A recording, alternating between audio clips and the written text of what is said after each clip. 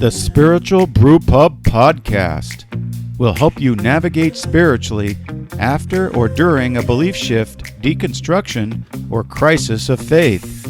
Not to try to convert you to a particular destination, but give you the resources you need to evaluate your future belief or unbelief and help you follow the religious historical evidence wherever it leads.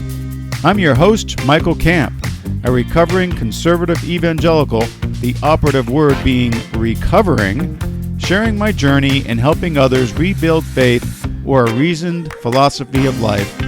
So grab your brew of choice and learn how fact-based history helps us both critique and rethink faith. Why do we call it a brew pub? Because we like to hang out in them, at least metaphorically.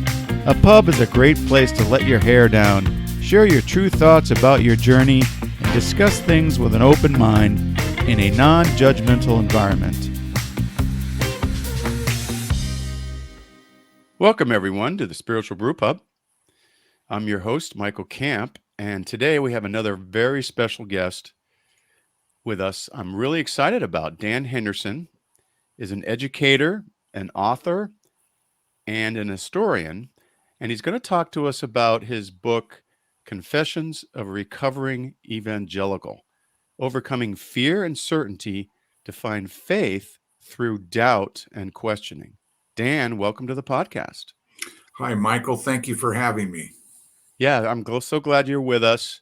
I believe you've been in education for many years, including a big chunk in the private Christian school segment. Is that correct? Yeah, that's right. I just recently retired, so it's been about a 30-year career in education, teaching at middle school, high school, community college level. About 20 years of that 30 were in private Christian schools here in the Midwest. Right. So, yeah, It's been quite a bit. So Dan's going to bring that experience to the conversation.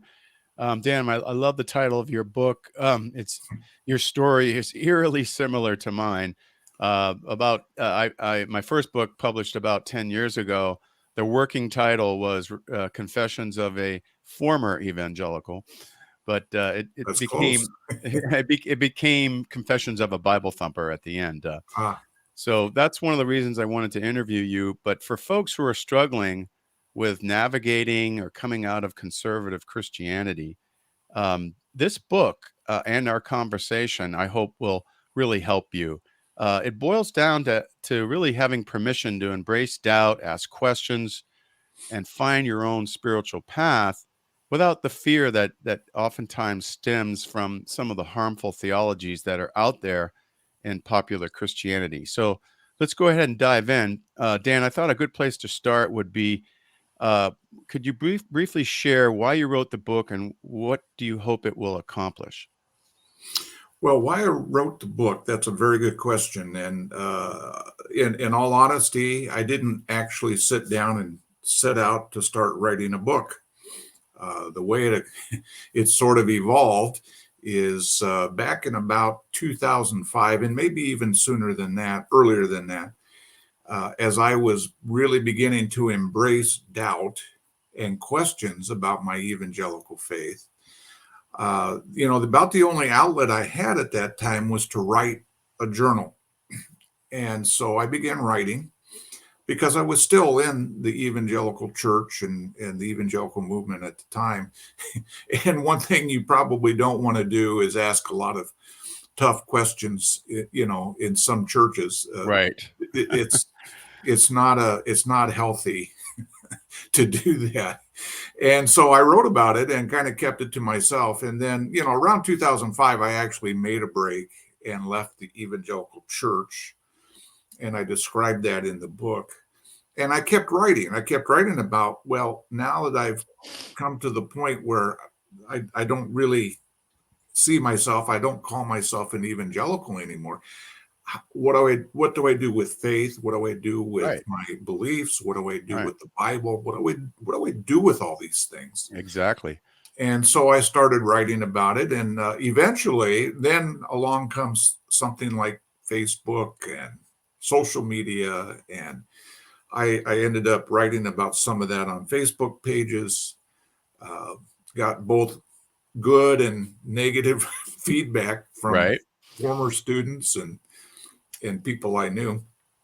But I got a lot of encouragement too from that. And long about 2-3 years ago, thought, well, there may be a story in here that can help other people who have gone through or are going through the same thing. As you mentioned, there's a lot of people that are doing that.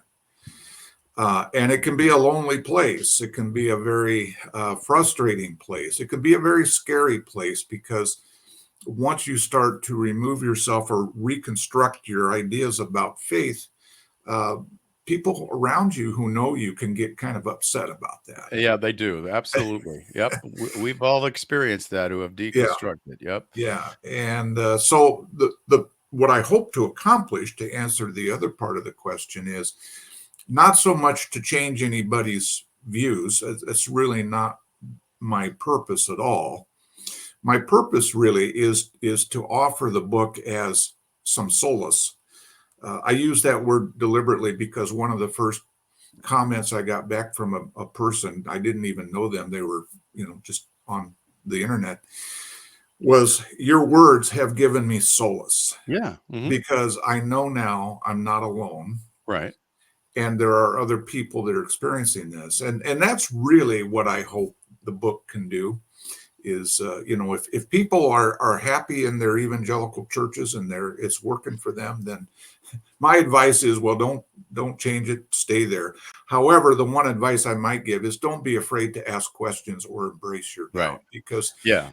chances are they are doubting and they do have questions, Right. but it's a little scary to ask those It when you is. Yeah, definitely. yeah, Yeah, yeah, very familiar with that culture. You can ask questions as long as they're easy questions. Don't yeah, ask them too hard. And if you don't like our answer, don't ask a follow-up question, yeah, yeah, yeah. something like that. Yeah, But and if you yeah, don't like the cherry pick Bible verse that I use to right. answer your question, then you Yeah, don't right. Well, want maybe I could come up with one other one, but no, I know, definitely understand that whole thing, and the way people feel. That's right. I kind of hope that people listening, they could be still in an evangelical or conservative church, or maybe they're starting to come out of it, or maybe they've already left, but they're still. It takes years to really kind of. There's a lot of loose ends that you got to tie up, and it really is quite a journey. yeah, And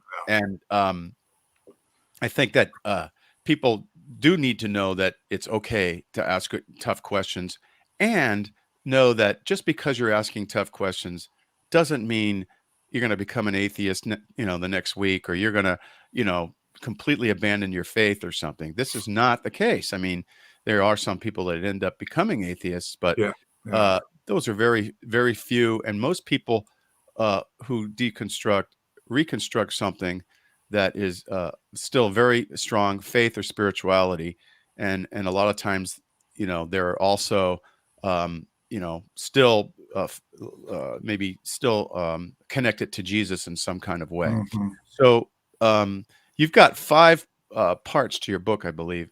yeah, Deconstructing faith through doubt, and then you have a part on faith and racial justice, faith and gay rights, and then how evangelical theology threatens culture, and then some other deconstruction heresies in quotes. So let's take a look at the deconstruction phase.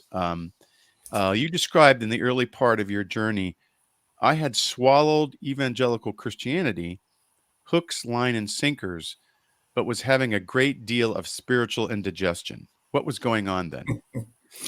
well, there was a lot of indigestion in trying to maintain a position of being a teacher in a Christian school setting. Oh, right. You were still in a Yeah, Christian school. Yeah, uh, right, right. and yet trying to make some things make sense to me that just were not making sense. So let me go back a little bit. When I became a evangelical Christian, I was actually very young. I was about 11, 12 years old. Right. That's Yeah, I very went common forward. too. Yep, I went forward at a Billy Graham Yep. crusade. He Yep. came through Omaha back in the 1960s, and my mother, Yep. she took us there, my two brothers and I went down there and gave my life to Christ. And of course, then I got connected. We were already connected to a church, and I got involved. But it was in the 1960s, and as I was coming of age, and Michael, maybe you can relate to this.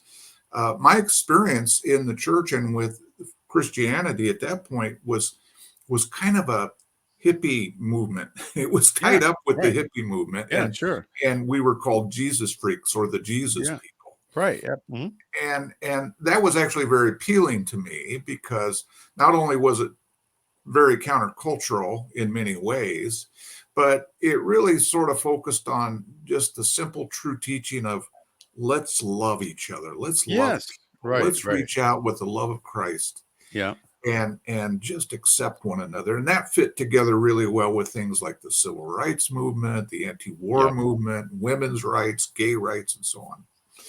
Well, as I quote matured, and I'm not even sure the word matured is the right word to use, a lot of those ideas began to kind of get swept away. And by the time I started my teaching career, it was right around 1980, which, as you know, was about the time Ronald Reagan Okay. came into the presidency. And I remember sitting in the teachers' lounge talking to some other teachers. We were talking about politics, and they told me, I was a very young teacher at the time, so they said, Dan, if you don't vote for Ronald Reagan, you're not you're going to have to question your Christianity. Oh my gosh, they were saying it back then. Yep. Oh I've yeah, yeah. heard. I mean, Yep. it was clear, and Mm-hmm. I mean that hit me kind of like a ton of bricks. I Yeah. mean, it's like, no, wait a minute, that's not the kind of Christianity Right. I signed on for. Exactly. Yeah. Right. Right. Yeah. And so that kind of, throughout the 80s, and for me to stay in the Christian school, I sort of had to accept some of that, Christian nationalism and conflating faith with politics, Mm-hmm. particularly on the conservative side. Right. Right. And I have to admit I did that. I tried to swallow that. And that's where the indigestion comes in, okay, because it just didn't fit with what I had understood to be the good news, the Oh yeah, gospel. I can relate to that Yeah. exactly. I mean, because that's what I call a red flag, like, Oh or yeah. it's like you have this experience with Jesus, and I was involved with that to a large degree too, and the Jesus people. I went to Explo 72. I don't know if you heard of that in Yep. Dallas. Yep. I didn't like quote commit to Jesus then, but I was certainly indoctrinated into the whole thing and started to get that fear of like, oh, I got to get saved, or else something's bad going to happen to me. And then later on, when I was in college in the late 70s, I actually, made a, decided to accept Jesus and follow that path. But um, I understand exactly what you're saying. You have these experiences and they may be very good and you feel like the love of the community or the love of God or the spirit is on you or whatever. And then all of a sudden, one day you realize that, wait a minute, what they're saying in the church doesn't quite line up with my experience, but who am I to question? I mean, in the beginning, you're like, well, I don't know, these They people must know. they must know, They right? must You're know. just like, okay, all right. And then, They're the and then, theologians. They know yeah, what they're talking right. You don't, about. you're just kind of, you're just in the beginning, you don't really know very much. Yeah. And, Well, and so you kind of go along with it because you've liked to, maybe you've even liked the community and you go, well, I really like this church and community. I don't want to rock the yeah. boat here. I'll just go along with it for now. Yeah. So I understand what that's like. But at one point you said you learned to separate faith from a set of beliefs. Uh, what has that process been like for you? And why is it important to not think the definition of faith is having the right beliefs or doctrines, etc.? Well, another part of the experience I had, and again, I can label it the indigestion, was just about every church experience I ever had, which were many different types of, you know, evangelical churches. Almost all of them had a lot of church splits and church arguments, and Mm-hmm. people getting mad at one another, and Yeah. somebody believes this, and God's on my side. He's you're obviously wrong, and a lot of times it came down to matters of eternal damnation if you Right. Right. have a certain belief.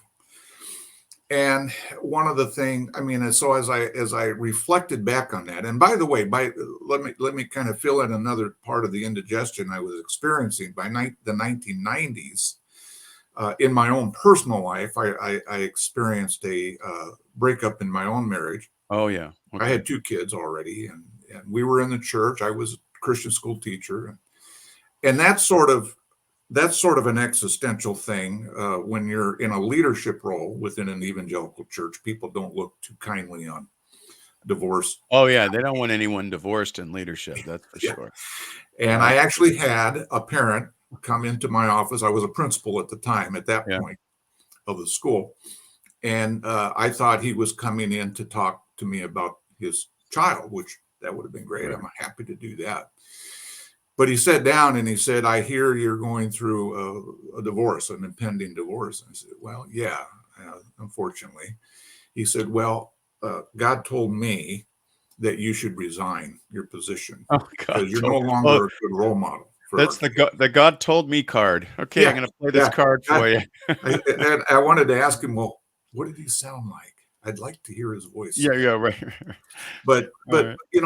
that sort of dogmatism and lack of care for people and for human beings. The one Yeah. thing I probably needed the most was support, and just, hey, let me support you and help you any way I can. But that wasn't it. I mean, that was, you got to get out of here. Yeah. Right. So Right. those kinds of dogmatic positions that hurt people really led me to reevaluate. And of course, I was having doubts about a lot of things, evolution and 6-day creation, and a lot of things that just were no longer making sense in light of modern science. Which again were not the kinds of questions you wanted to ask, especially if you were a Christian school teacher. But along with all of that, it became apparent to me that, these beliefs, these propositions and creeds, and all of these things that people construct are very divisive.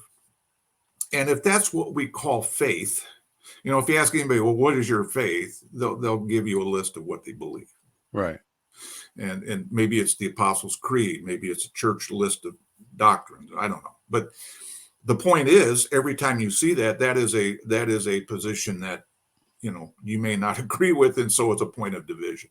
Yeah. Right. Right. Well, they have a very narrow statement of faith usually. Yeah, I mean, not narrow. That's actually very broad. I mean, you have to believe all these things, yeah. and if you don't, you're really not a true Christian, or Well, you're, it's like saying if you don't vote for Ronald Reagan, then you're not. yeah. Right. Right. I mean, Your it's fair. Christianity Right. is at Yeah. stake. Absolutely. No, but And yeah. Go ahead. well, I was going to say that. So I set off on a journey, particularly after my divorce, to kind of reevaluate the whole thing, because it just wasn't working for me in terms of that dogmatic approach. And I started really reading some of the church mystics and teachers and masters of the past who talk about a different experience. And it's an experience that isn't based on belief, it's based on connecting, a Mm-hmm. connection, Mm-hmm. and connection to God, connection to their inner self, connection to even the world around them, the universe. And these were profound connections that when they experienced those things, they were like a revelation to them in terms of, hey, I'm part of a much bigger thing here. And it really doesn't depend on what I think about, the end times, or something like that. It's a true connection. Yeah. And that Right. led me to the conclusion that I really think faith is about connection. Yeah. That's It's good. I like that. not Yeah. about Right. what you believe, because Right. we can argue Right. about that. Well, I And mean, yeah, I mean, the problem is they're majoring on the minors. I mean, yeah, they're taking all these things like, okay, if you really think that Ronald Reagan is going to be a better Christian vote, great. Just don't tell everyone to do that. It's just, well, the logical conclusion of that, Michael, is we saw it in 2016 exactly. It happened that with the Trump. evangelical Yeah.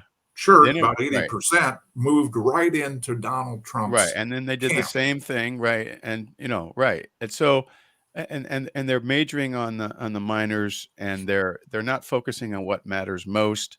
It's very dogmatic and legalistic, and it's really sick when you really boil it down, but, people are well-meaning, and they want to do the right thing, and anyways, there's all kinds of things going on. There's kind of a Yeah, demonizing of anything that's anyone's outside the church, etc. So, you just have a fear of anything that's not true Christian, right? So, it's amazing. But you made one point about, uh, the uh, the young Earth theory, right? And I just wanted to make a point about that. That's the theory that the Earth is only like 6 or 7 thousand years old because it says that in the Bible. Blah blah blah. hmm, Right? It doesn't say it directly, but it says it, it's in indirectly with the days of creation. But there was an arm of even conservative evangelicalism that didn't believe that. They believed in a like the age days are like ages, right? They don't hmm, have to be a 24-hour day. And yeah, my dad was like that. He really got into that, and so he was following people like, oh, I forgot what his name was. um, but there was a wing of evangelicalism. But the point I'm making is that even though there were all these different debates about some of these issues, but the really big, non-negotiables, they didn't move on those, right, right? right, And those non-negotiables were pretty broad. yeah. So another question we have is, how did you handle the struggles with the Bible and all the stories in the Old Testament and sometimes in the New Testament that conflicted with your own sense of right and wrong? Well, there's several different levels that we could speak of on that, and part of that goes back to my background as a historian and understanding that the Bible really does contain some really good and important historical information. Right. I mean, if you're going to be fluent in understanding Western culture and the development of the West, I mean, you're Yeah. you're going to need to understand Yeah. the Bible Yeah. and some of those stories. But there were so many things, particularly in the Old Testament, that had to do with uh, God commanding the people of Israel to do certain things that were just horrible. Right. Uh, you know, uh, Genocide, Yeah. committing The book genocide. the book of Joshua. Right. Yeah, I mean, and Yeah. it was several places in And it shows up in Deuteronomy yeah, and First Samuel. Yeah. and then there was the misogyny of Mhm. God, of how God Yeah. uh, tells people what to do, and Right. on and on and on. I mean, all of these things just don't fit with modern sensibilities in terms of how we think about the value of each individual. And it led me to the belief or the idea that the Bible isn't really so much God's authoritative word in all things for all times. It's a historical document that helps us understand how people were creating God in their image Yeah. through the ages.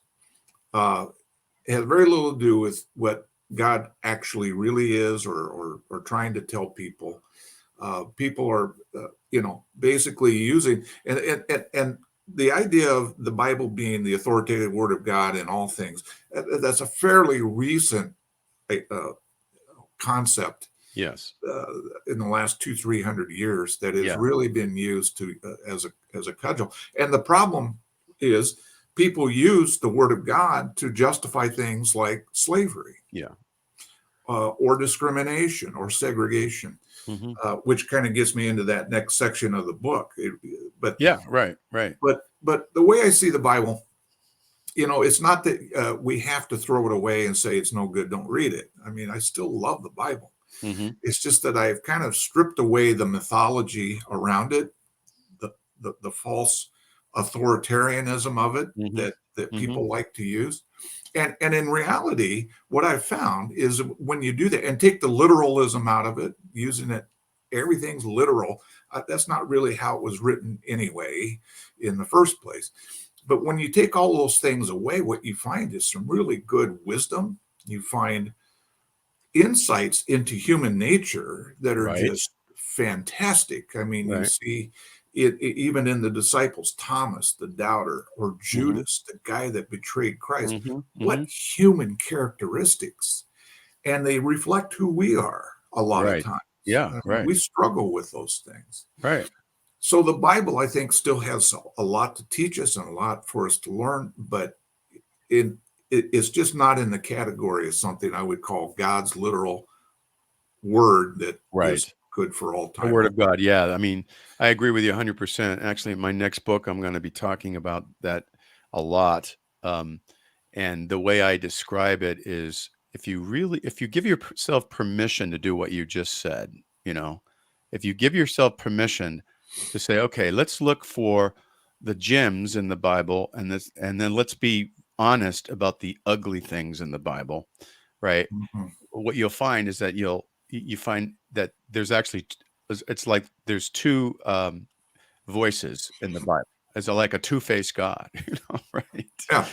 Yeah. So you get the God in the book of Joseph in Genesis, who is like, you know, has mercy on this family and this guy, this group of brothers who uh, threw their brother into a pit and wanted to murder him. And right, and then Joseph it gets protected by God and ends up getting restored, reconciled to his family, and he forgives them all. Yeah. It's a beautiful story. It really is. Yeah. Right. Yeah. And then you get down, and then you have the story of the flood, where God is so pissed off, he just basically kills everyone on the planet except for 12 people, and he includes the women and the children and the unborn. He's not even a pro-life God. So, Yeah. I mean, it's just incredible. So if you give yourself permission to kind of divide that up, you experience what you're saying right now. Yeah. Yeah. Yeah. I don't think you have to throw the Bible away at all. Well, I think Jesus is a spiritual genius myself. So I think that Mhm. when you look at his teaching and you compare it to some of these other things, it really is stark.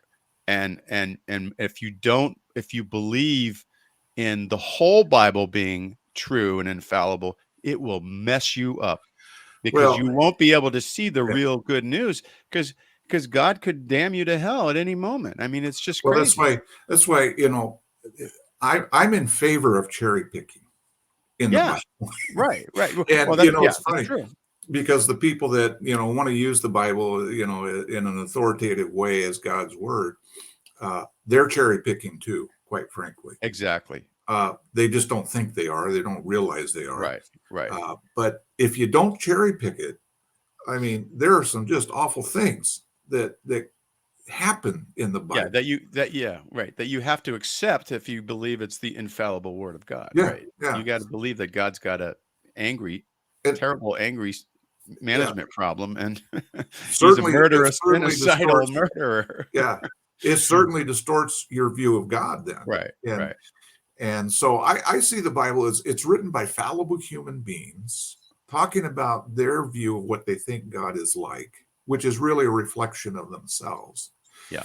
at various times. Because the Bible is written over a long, long Well, period yeah. of time, so that Right, that right, that understanding changes, right. and then you have Jesus come along, and even he questions the Old Testament. He says, "You had heard it said." Such Yeah, and such. But I'm yeah. telling you now, Right. he's not using the Bible in any authoritative way other than to say, I have some doubts about what. Exactly. That's what the point that I make in my writing is that we can pick and choose because Jesus picked and chose, Exactly. and actually the prophets picked and chose. Yeah. They Yeah. critiqued the sacrificial system over and over again. Yeah. Yeah. And that was the kind of that was the way people viewed the Bible back then. Yeah. Was like, you don't have to believe everything. We have to debate this and find, and figure out what God is really saying. Yeah.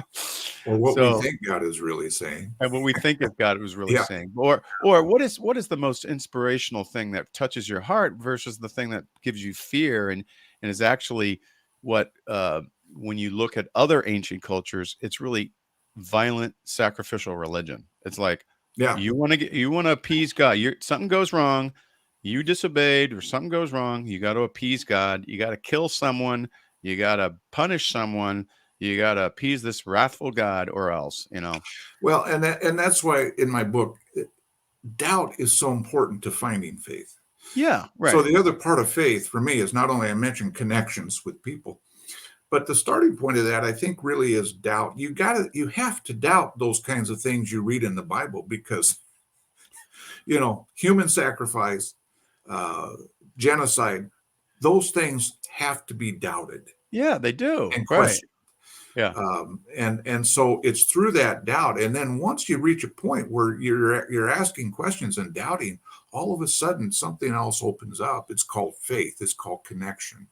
And to me, the best example of that is what Jesus taught about the kingdom of heaven being in you already. Yeah, right. Right. And the born again experience that is talked about is something, I don't think it's something you have to ask for. It's just something you have to realize, hey, I'm connected. I'm Right. Yeah. connected to It God really, and right. my fellow humans Right. and the environment. Yeah. It goes way beyond just simple, Right. a simple explanation. But wow, that opens up a whole different vista of understanding spirituality. And so for me, it's kind of like I need to leave this religious thing behind, right? Religion's kind of a man-made interpretation of what we think God is. Spirituality is a whole different matter of trying to understand my connection to people and to God Yeah. and to Right. myself. Right. Yeah. And so that's Yeah. where I've headed. That's Right. where the book goes. Oh, that's great. Yeah. I'm right with you. Another part of your book was, talking about racial justice, and you ended up teaching in the inner city, and that had an impact on you. What did that do to you to help you maybe change your mind on some things in that area, and understand and uncover some of the evangelical views of racism and white supremacy? Well, it's a deep story, and as a young evangelical in our church, no one would have ever said to me, "Black people are inferior. We should segregate, Yeah. or we Right. should discriminate against Right. anybody." No one would ever have said that. Hmm.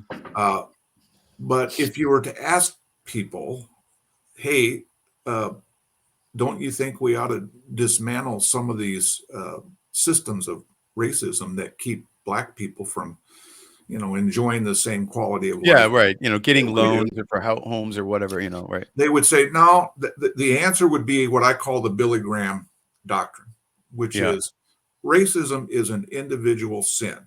Uh huh. It's a sin of the Yes. individual. Right. Right. Yeah. So if I've asked Jesus to forgive me for my sins, then I'm Right. not worried anymore about racism, especially if I don't practice it Right. personally. Right. I have no obligation to Yeah. to dismantle it. And that's my experience. You talk about my experience in the inner city. My very first teaching job was a public school job, actually, in Omaha, Nebraska, and it was inner city high school.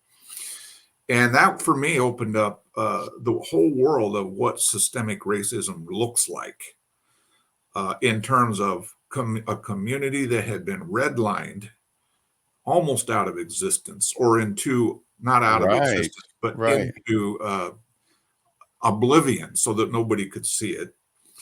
The hopelessness that the lack of jobs, the lack of any future, the lack of being able to just get a mortgage, to buy a Right. house, or to inherit something from your parents that might have value. None of that was an option for these kids. And it was they appeared to me to be the most hopeless bunch of kids I'd ever seen. And my heart just broke for them. Right. Right.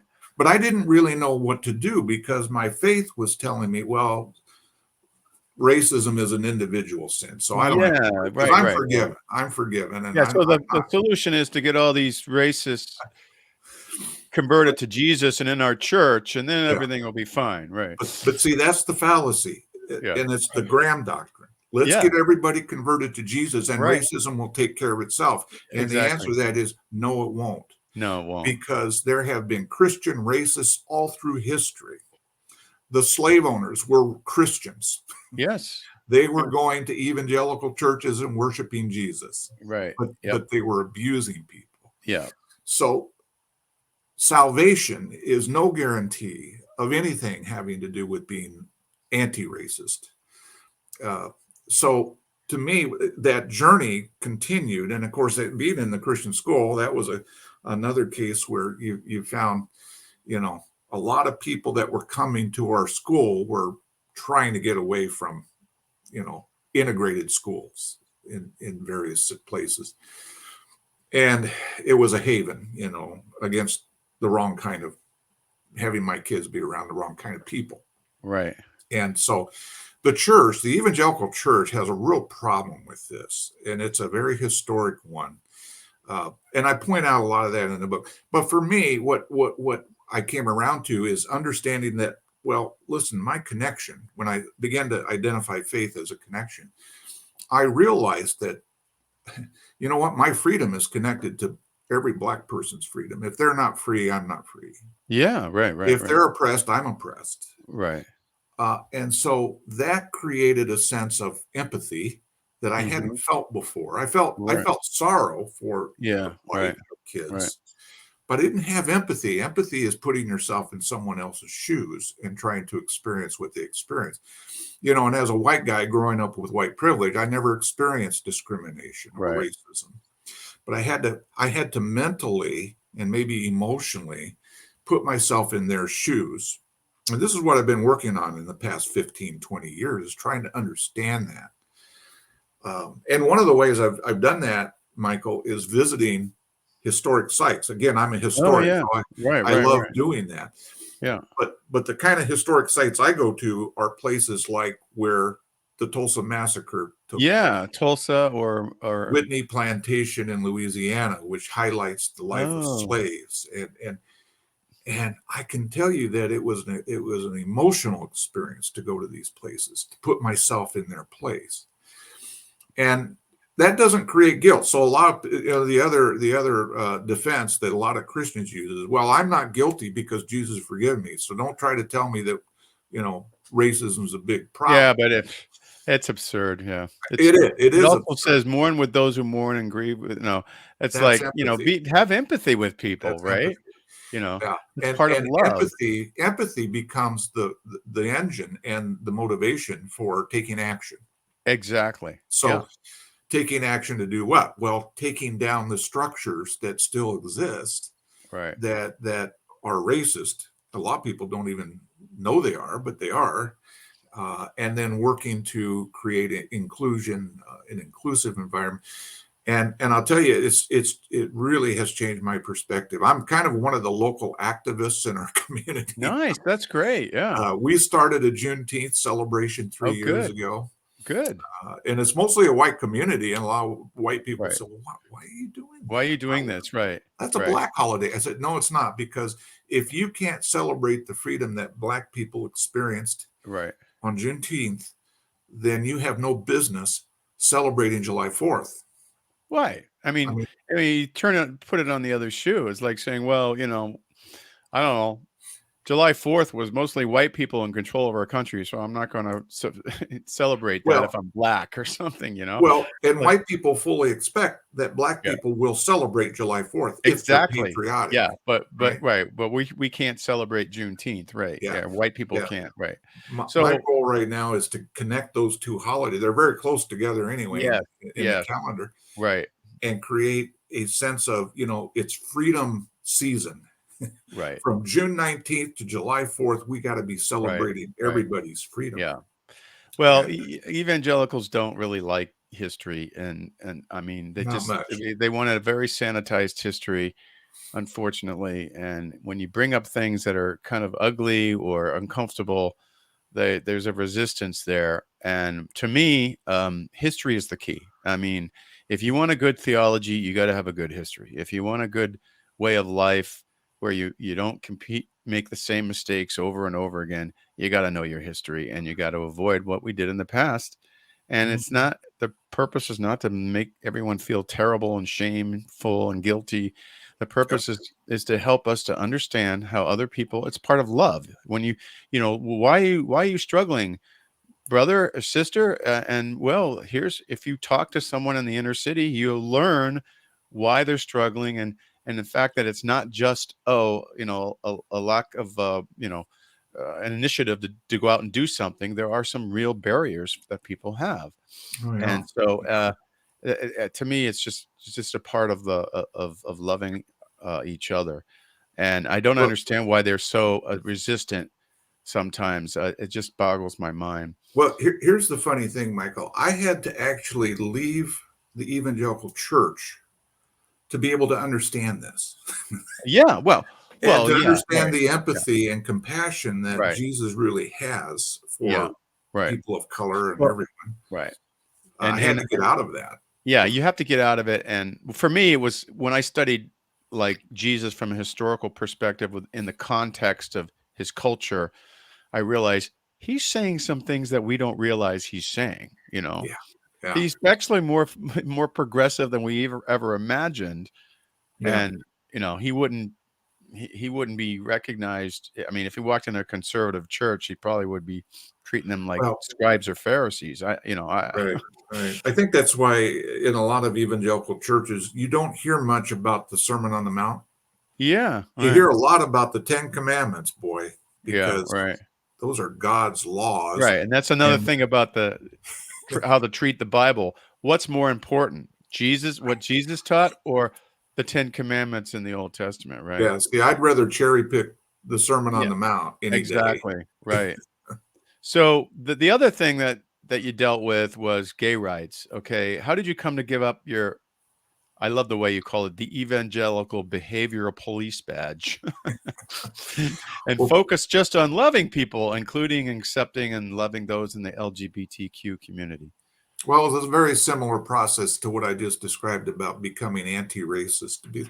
It's understanding our connection to people. But I highlight an experience that I had in my young evangelical days in our church.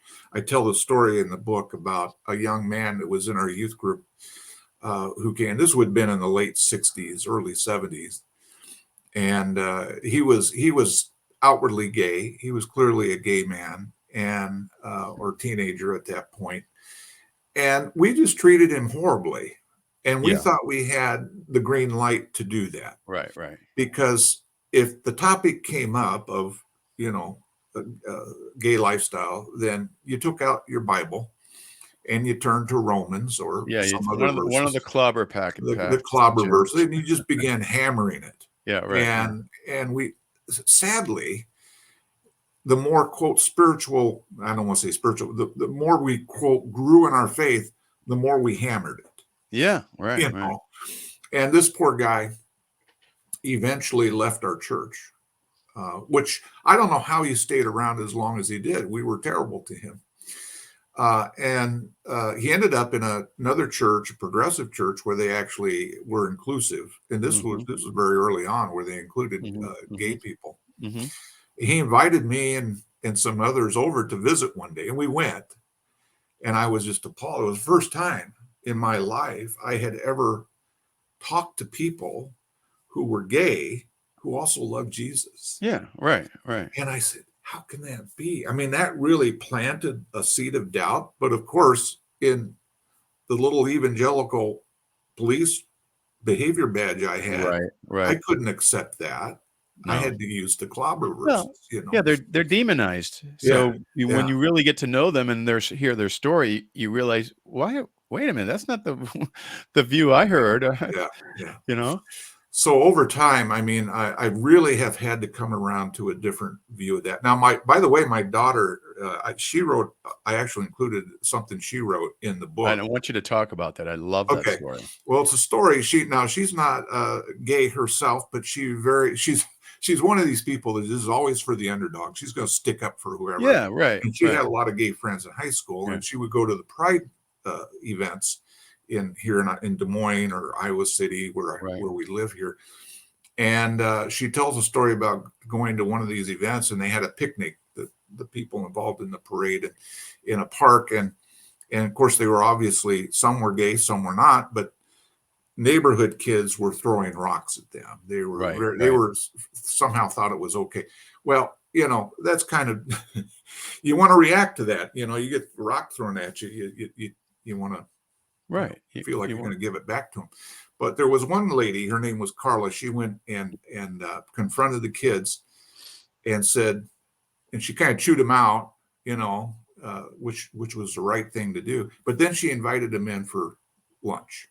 She said, Right. "Come over and join us. Come over and eat with us." I Right. mean, it was the most counterintuitive thing that you would have thought to do.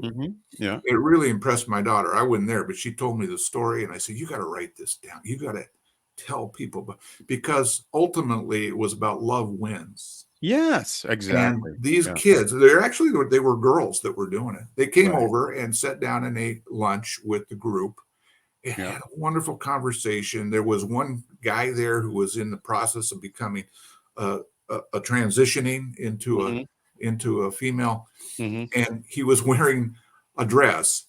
And the girls started talking, "That's a really cute dress. I like Yeah. that." Right. Yeah. And they Right. Right. started this, Yeah. girly kind of talk thing. Right. But the point was they came to see these people as human beings, Right. not as gay people. And Yeah. and that was, I think, the key. And of course, again, understanding faith as connection, and spirituality as trying to attain to our highest ideal of being human, as being as opposed to something else. Uh, Accepting gay people was just a natural thing. Love wins, and it Well, doesn't matter who loves who. It's not my job to tell people who should love who. yeah. Well, And what yeah, happens in society is that you've got, okay, you demonize the gay community, and eventually someone is going to get really angry at the gay community and pick up a rock and start throwing rocks at them because you hate them now right. And right, so and then what do the victims do? Well, the Jesus way. This woman Carla did the Jesus way. She yeah, walked into the middle of it all and said, hey, why are you doing this? And, would you like to have some food or whatever she said, yeah, and it broke the cycle, yeah, yeah, and they were in a sense reconciled. They people's minds may not have been changed right then about how they viewed gay people, but as far as if it was bad, sinful or not, but yeah. they probably changed about, well, these guys aren't demons like they told us they were. They're really nice people. So that's that's Well, the she way showed that's the them the way of love of Christ to Jesus. me. That's the Yeah, way of Christ. And anyone outside the church, any outside yeah, Christianity can yeah. practice that. Well, she showed them the love of Jesus, Yeah. and I have a feeling that's why you read about in the New Testament, sinners love Jesus. The Right. quote sinners, the Right. prostitutes and the tax Yeah. collector. And my Right. guess is, if I were bet, there were probably gay people that followed Jesus too, Oh, yeah, I'm sure there because he was. loved them. He just Right. loved Yeah, he just loved people. Right. them. And And yeah, yeah. yeah, and yeah, that's a great point. And um we're kind of got about 1/4 of our time to go here, and I wanted to focus on kind of pivot a little bit and focus on what you call the dangers of evangelical theology. How does that? How does their theology, and it was our theology too? For we were in it for years and Mhm. believed it and promoted it, and probably and have regrets about some of the things that we did and practiced as a result of believing it. But how does it threaten our country? Well, I think we're seeing it right now. Uh, Kind of the fruit of what not only evangelical Christians, but I'll put myself in the middle of it and take blame, because as a teacher of history in a Christian school, here's what I had to teach. I had to teach that the United States is a Christian nation. Oh, you did? Okay, Oh yeah, interesting. it was in all the curriculum. And if you didn't say that, you know, we I had to agree that we should put prayer back in public school. I had to agree that, Oh, right. all those things about Christian nationalism that we're seeing now. hmm And the realization I've had is that, you know what, that generation from the 1980s and 1990s that I taught, guess who's in power now? Yeah. They Right. they actually believe what we told them. Yeah. And unfortunately, we now have, the Lauren Boeberts and the Marjorie Taylor Greene. Oh, yeah. Right. All of these people who really believe, I don't think they're trying to fake it. They really believe that passing laws to restrict gay people, anti-trans laws, anti-gay marriage, all of that is an outgrowth of the Christian nationalist mentality. Mm-hmm. Now, here's the funny thing, because I've been trying to do some research on Christian nationalism and people like you and me who have left the church, the nuns, the people that no longer affiliate. And of course, the nuns, quite frankly, are the fastest growing group in the country. Yep, they There's are. like 59 million of us now Yes. who were formally affiliated and have left. Mm-hmm. And the number of people in, quote, Christian nationalism or even evangelicalism is staying fairly steady or declining. But there's a difference between people who are, quote, Christian nationalists and just your average evangelical. I don't think you can group them together. Mm-hmm. The reality is most Christian nationalists don't even attend church. A lot of them don't even attend a church. All really? they're doing is appropriating or co-opting the religious narrative to give authority to their conservative views. That's well, let me just stick something in there. That's why people like Stuart Rhodes, who was on, I forgot what group he was in. Was he in the Proud Boys? One of those. Yeah. He spoke at an evangelical event called the Jericho March. Yeah. In December of 2020. Yeah, December, right, 2021. Yeah. 2020. That's just what you're saying. Those people, they're not like, really involved in the church and teaching Bible studies all over the place and trying to, yeah, they're just Christian nationalists who have co-opted it mm-hmm. to get more people to join their cause. Yeah. Right? But it's very, very dangerous. It's very dangerous. And so, liberty is at stake for everyone. Yeah. You can't have a favored religion in a country and then grant maximum freedom to everyone. It's just those two things aren't going to fit. That's a very good point. You cannot have a favored religion and still have freedom for everyone. It just can't do it. It's a square, right. So, and that's what they hole. Right. And so, so that's a good point. Christian nationalism is dangerous for that very reason. It's just like saying, oh, everything. But when you look at the history again, we go back to the history. We really are not a Christian nation. We never really found it. It was a combination of some Christian ideas, but a lot of Enlightenment ideas. And, our founding fathers were a mixed bag, whatever they were, Jefferson was a deist. I think George Washington didn't even go to church. It was like, they believed, but they didn't believe like evangelicals believe. Well, interestingly, the darling of the Christian nationalist movements are people like Ronald Reagan and Donald Trump, neither of which were Christian. Right. They were not. Yeah. Right. And I don't want to criticize either one of them necessarily, but they aren't the paragon of evangelical. No, they aren't. No, they're not the poster child of no. pure evangelical. That's for sure. Yeah, Okay. That's very interesting. But disturbing. Well, there are other offshoots to that. So I include in the book a chapter on the end time theology, for instance. All right.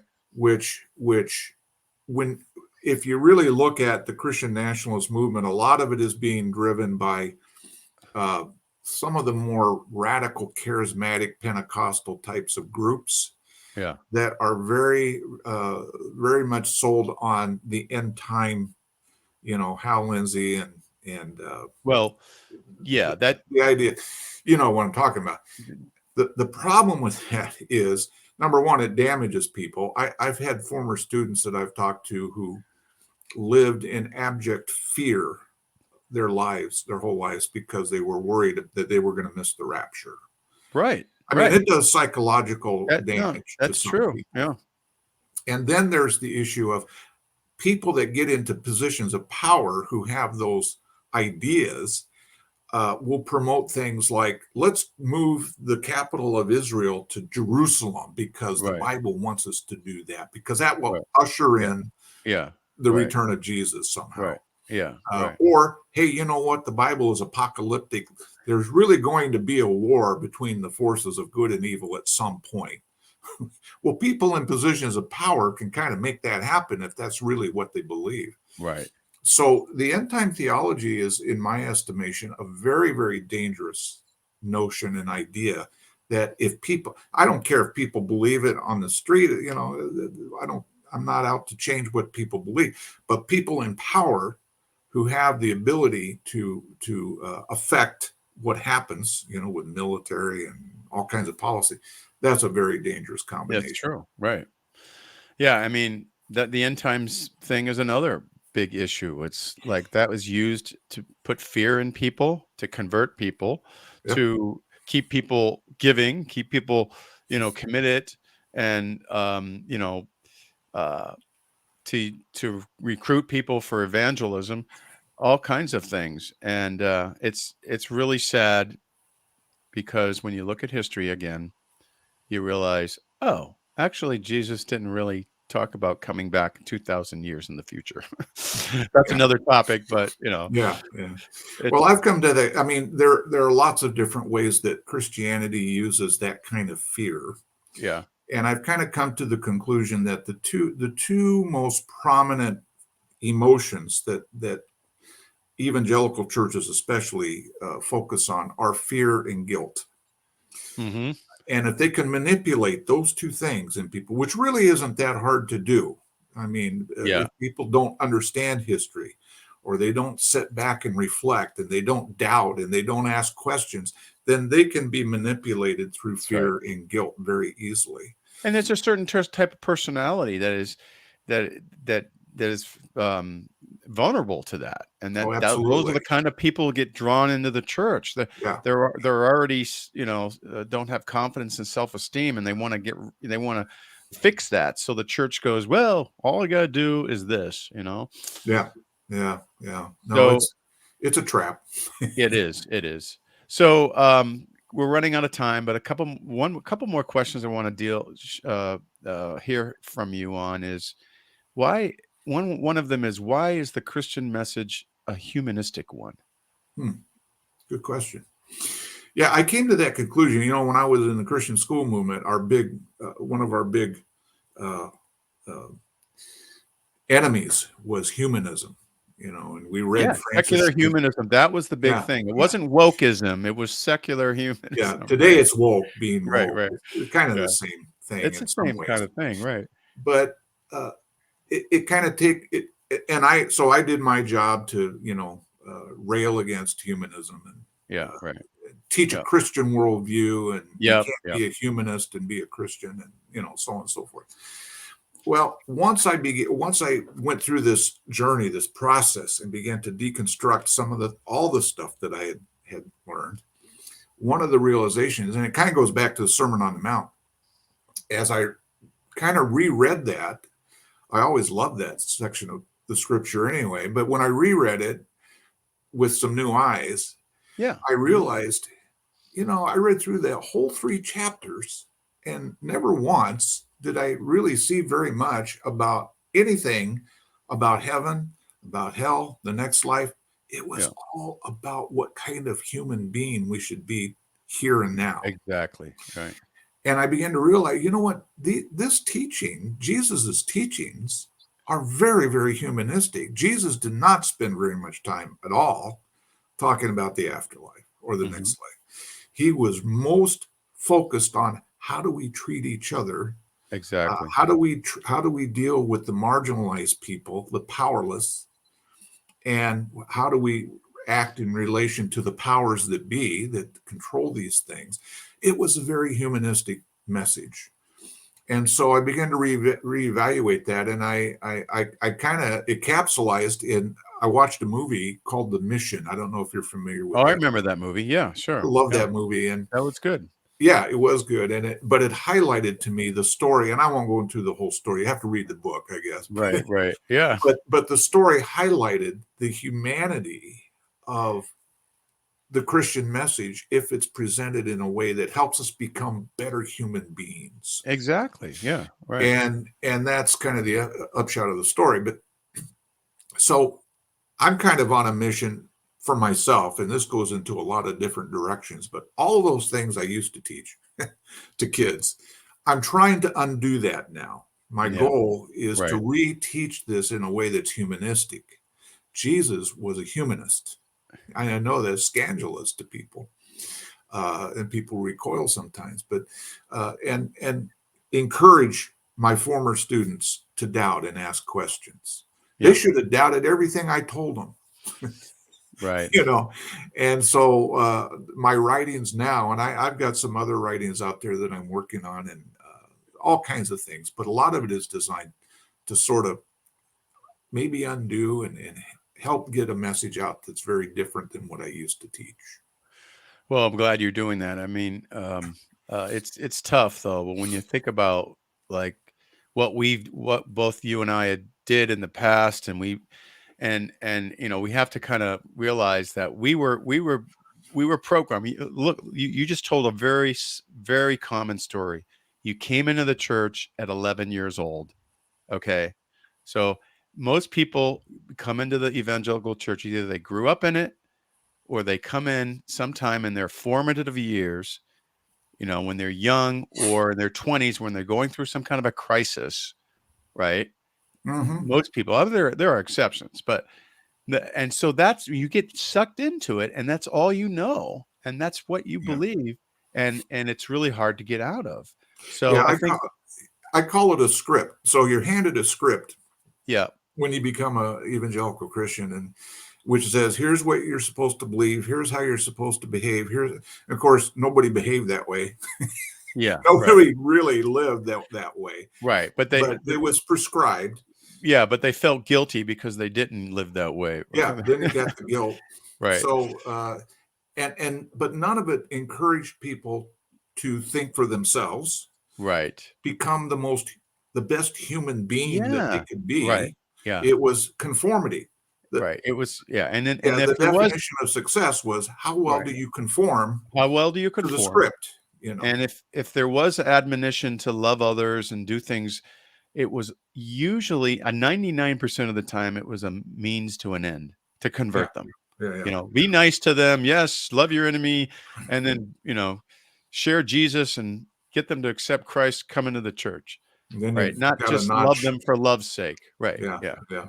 You put another So notch in the cross, yeah, yeah, for a notch, right. So this has been great, Dan. I'm so glad that we've had a chance to get together. We had some technical difficulties when we first tried to connect, but we Yeah, solved we've those. overcome that.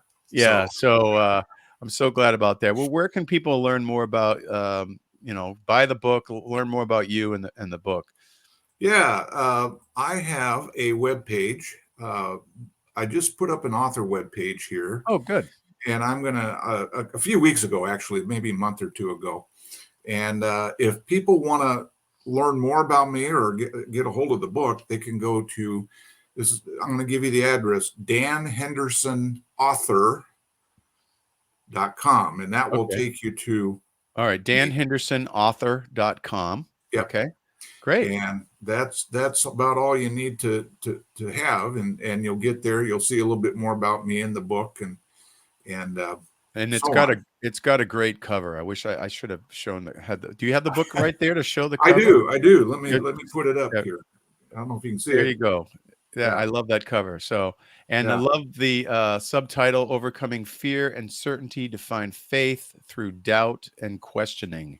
yeah, So thanks again, Dan. We're going to sign off here, and we'll definitely keep in touch. I think we've got the same publisher now, so yeah, we'll be yeah, seeing each other more often. And yeah. folks, just we can't wait to get your response to our conversation here, and hope it's helped you. And we'll see you on the next episode of the Spiritual Brew Pub podcast. Yeah, Enjoy responsibly. yeah. Thanks a lot, Michael, for having me. It's been fun. All right, thanks, Dan. You bet.